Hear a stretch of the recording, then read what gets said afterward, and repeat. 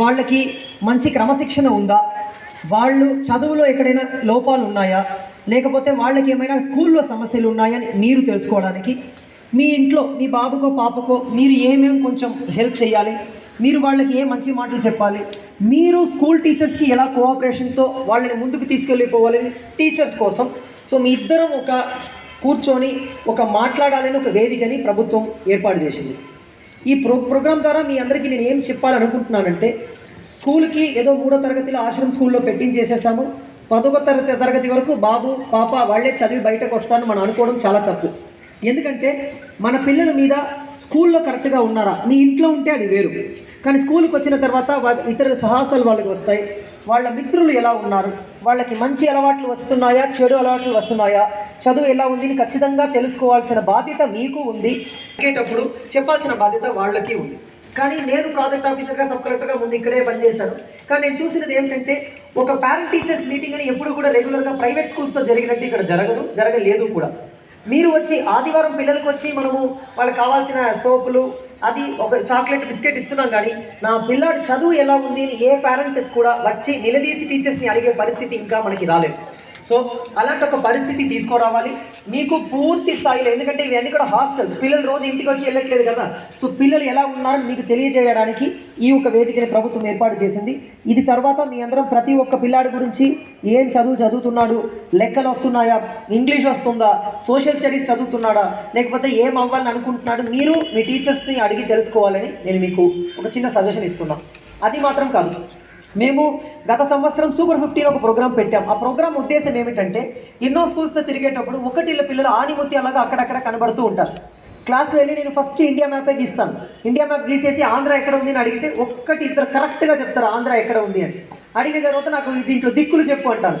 So ఆ 1-2 పిల్లల్ని మనం వదిలేస్తే వాళ్ళు ఆ గ్రూప్లో కలిసిపోతారు, బయటకు రారని ఉద్దేశంతోనే సూపర్ 50 అని పెట్టడం జరిగినది. నా ఉద్దేశం ఏమిటంటే, ఆ 50 మంది పిల్లలైనా అందరికీ ఒకే సమయంలో చేయడం అనేది కొంచెం కష్టం. సో 50 మంది పిల్లలైనా బయటకు తీసుకెళ్ళిపోవాలి, వాళ్ళకి ఇతర ప్రదేశాలని ఒక ఇంట్రొడక్షన్ ఇవ్వాలి, మంచి ఇంటర్ కాలేజెస్కి వాళ్ళు వెళ్ళారు ఉద్దేశంతోనే గత సంవత్సరం 50 మంది పిల్లల్ని ఎంపిక చేశాము. మీరు ఎవరు నమ్మరు, మన గవర్నమెంట్ స్కూల్లోనే ప్రోగ్రాం జరిగింది, ఇదే అన్నం ఇదే ఫుడ్డే లంచే పెట్టాము, ఇదే టీచర్సే వీళ్ళు కూడా పాఠాలు నేర్పారు. ఫస్ట్ మార్క్ ఎంత తెలుసా? 600కి 585. గవర్నమెంట్ స్కూల్స్లోనే స్టేట్ ఫస్ట్ మార్క్ ఐటీడీఏ పాడేనే వచ్చింది. పిల్లలు కాపీ కొట్టలేదు. ఆ పిల్లలు ప్రతి పిల్లాడి పేరు నాకు తెలుసు. ఆ తిరుపతి అని అనుకుంటున్నా మీ స్కూల్ కదా, కిలో తిరుపతి 566 మార్కు, ఇంకొక అబ్బాయి 561, హరిలాల్ 561. వాళ్ళిద్దరు ఇప్పుడు 888 నుస్వీడ్లో ఉన్నారు. ఫస్ట్ మార్క్ వచ్చిన అమ్మాయి దారామణి మనకి ఇప్పుడు మాణిక్యవలస కాలేజ్ ఆఫ్ ఎక్సలెన్స్లో బైపీసీ గ్రూప్ చదువుతుంది. ఆ పిల్లల దగ్గర చూసినప్పుడు వాళ్ళ యొక్క ఆ పట్టుదల వల్లనే వాళ్ళు బయటపడ్డారు. ఇప్పుడు అదే పట్టుదలని ప్రతి పిల్లాడి లోపల ఎలా తీసుకెళ్ళిపోవాలని మేము ఆలోచించేటప్పుడు కలెక్టర్ సార్ మరియు ఇతర యంత్రాంగం అందరం కలిసి మార్గదర్శిని ఒక ప్రోగ్రాం పెట్టాం. ఈ ప్రోగ్రాం ఉద్దేశం ఏమి తెలుసా? ఎక్కడికైనా ఫస్ట్ నేను ఒక క్వశ్చన్ అడుగుతాను, అవుతావని అనుకుంటున్నావు మన పిల్లల్ని, నువ్వు పెద్ద అయితే ఏమవుతావు? మన పిల్లలందరం గుంపులో గోయిందలాగా అందరం కూడా టీచర్, డాక్టర్ ఇదే చెప్తారు. ఎందుకంటే మనం దేన్ని చూసి పెరుగుతున్నామో అలాగే అవ్వాలని మనం అనుకుంటాం. మన పిల్లలు టీచర్స్ చూస్తున్నారు, లేకపోతే వాళ్ళకి ఒంట్లో బాగలేకపోతే డాక్టర్స్ని చూస్తున్నారు. కాబట్టి వాళ్ళకి తెలిసిన 2 ప్రొఫెషన్, వృత్తి అది 2 మాత్రమే. కానీ ఎన్నో రకరకాల వృత్తులు ఉన్నాయి. ఈ స్కూల్ కట్టినది ఒక సివిల్ ఇంజనీర్, ఇక్కడ ఉన్న డిజైన్ అన్ని చేసినది ఒక ఇంటీరియర్ డిజైనర్, ఇక్కడ యూనిఫామ్తో ఎస్పీ సార్ ఉన్నారు, అది ఒక పోలీస్. అదేవిధంగా మనకి పాలనలో గ్రూప్ 1 సర్వీసెస్ ఉన్నాయి, గ్రూప్ 2 సర్వీసెస్ ఉన్నాయి, యూపీఎస్సీలో 20 రకాల సర్వీసెస్లు ఉన్నాయి. ఇవి ఏమి కాకుండా బట్టలు కుట్టే ఒక పని ఉంది తెలుసా, ఫ్యాషన్ డిజైనింగ్.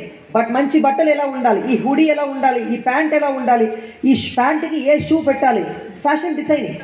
టైలరింగ్, కుట్టించడం కూడా ఒక వృత్తే.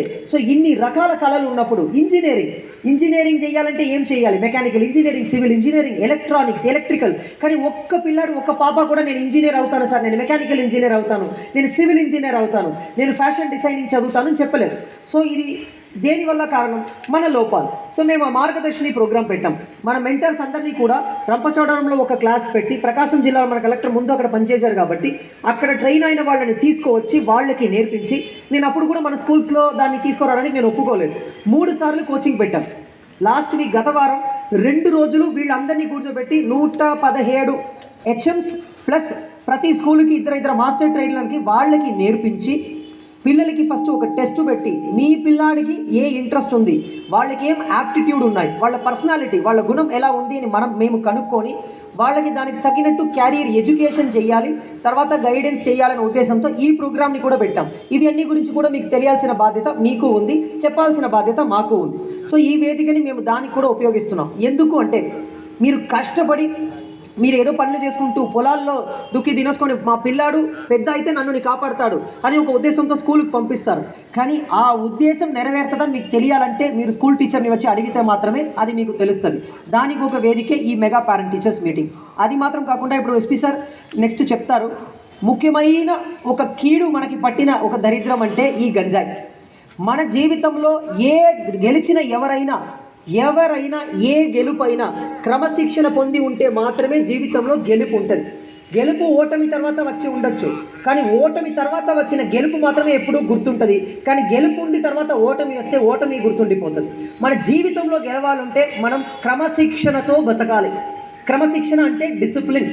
జస్ట్ డిసిప్లిన్ ఎక్కడి నుంచి వస్తుందంటే మత్తు వద్దు అని చెప్పే ఒక పదం నుంచే వస్తుంది.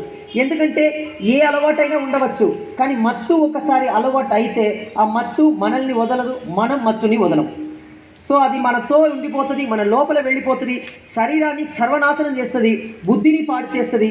ఒక మంచి జీవితాన్ని మీరు మీ పిల్లలకి అందజేశారు, కానీ మత్తుకు అలవాటు అయితే మీరిచ్చిన ఆ జీవితాన్ని మీ కళ్ళ ముందే పిల్లలు నాశనం చేసుకుంటారు. కాబట్టి మనము అధికారులుగా మేము, ఉపాధ్యాయులుగా వాళ్ళు, తల్లిదండ్రులుగా మీరు ఖచ్చితంగా ప్రతి బాబుకి ప్రతి పాపకి, ఇది బాయ్స్ స్కూల్ గర్ల్స్ స్కూల్ అని కాదు, ఆల్ స్కూల్స్లో కూడా చెప్తాము, ప్రతి ఒక్క పిల్లలకి మీరు చెప్పాల్సిన బాధ్యత మీకుంది. ఏం చెప్పాలి?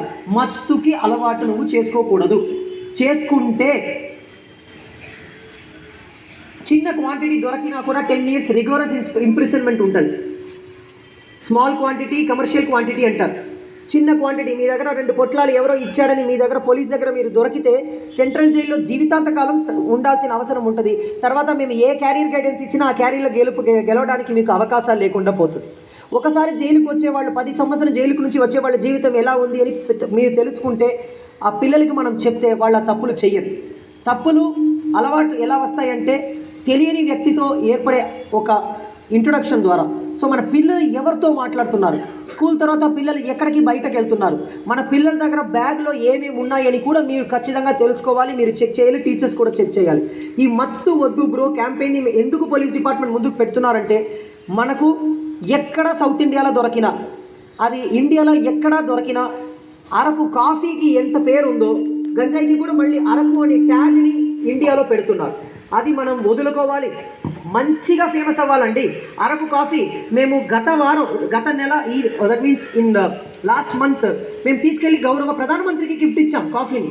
స్వయంగా మేము వెళ్ళాం బీహార్కి, జమ్మూ జిల్లాకి. అక్కడ గౌరవ ప్రధానమంత్రికి మన గిరిజన మహిళల ద్వారా ఇక్కడ పండుతున్న సామలు, కొర్రలు, కాఫీ, రాగి ఇవి అన్నిటిని మేము ప్యాక్ చేసి ప్రైమ్ మినిస్టర్కి అందజేసినప్పుడు వీడివికి ద్వారా ప్రైమ్ మినిస్టర్ చాలా సంతోషపడ్డారు. ప్రైమ్ మినిస్టర్ మన్ కీ బాత్లో కాఫీ గురించి మాట్లాడారు. కానీ ఆ అరకు కాఫీ ఎంత ప్రసిద్ధమైందో అదే విధముగా అరకు గంజాయి అవుతుందండి. అది చాలా మనం బాధపడాలి, మనం తల దించుకో